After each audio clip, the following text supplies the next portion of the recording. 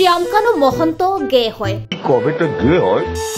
শ্যামকানু মহন্তৰ মহিলাৰ লগত কোনো সম্পৰ্ক নাই। শ্যামকানু মহন্তৰ মহিলাৰ প্ৰতি কোনো সম্পৰ্ক মানে কোনো আকৰ্ষণে নাই।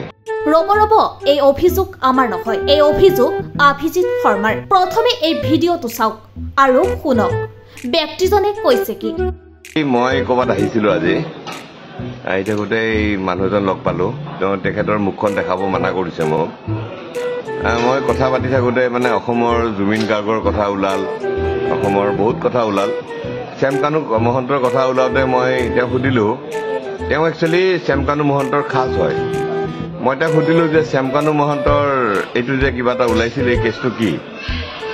শ্যামকানু মহন্তৰ কেছটোৰ কথাত সেই মানুহজনে মোক এটা কথা ক'লে যে চাওক দাদা, ইয়াতে বহুত মহিলাই বহুত কথা কৈছে, কিন্তু তেনেকুৱা কোনো কথা নাই। মই বহুত ভালকৈ জানো শ্যামকানু মহন্তক।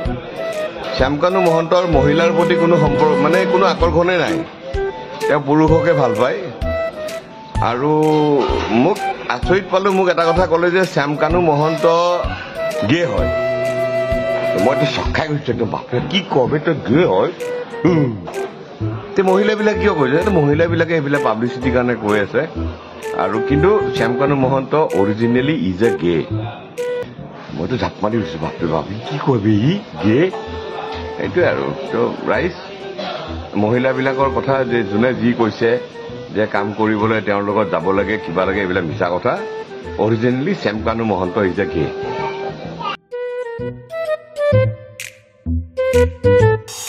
এটাৰ পিছত আনটো বিতৰ্কত সোমাই পৰিছে ফেষ্টিভেল মহন্ত।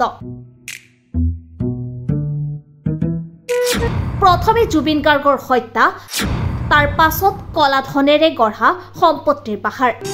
এইবাৰ আকৌ অভিযোগ শ্যামকানু হেনো পুৰুষক পাই ভাল। আনৰ টকাৰে বিলাসিতা জীৱন কটোৱা এইজন শ্যামকানু মহন্ত এতিয়া সকলোৰে চৰ্চাৰ বিষয়। প্ৰত্যেক দিনাই এখেতৰ ওলাই নতুন কাহিনী। কেইদিনমানৰ পূৰ্বে সামাজিক মাধ্যমত খুবেই ভাইৰেল হৈছিল বিভিন্ন নামী দামী মহিলাৰ সৈতে শ্যামকানুৰ ৰাসলীলা। কিন্তু এই ভিডিঅ'টোৱে সকলোৰে চকু কপালত তুলিছে। অভিজিৎ শৰ্মাই ভিডিঅ'টোৰ জৰিয়তে ক'লে শ্যামকানু মহন্তৰ গোপন কথাটো। এতিয়া সকলোৰে মনত এটাই প্ৰশ্ন, সঁচাকৈ শ্যামকানু মহন্ত পুৰুষৰ প্ৰতি আসক্ত নেকি? News desk report, Republic any.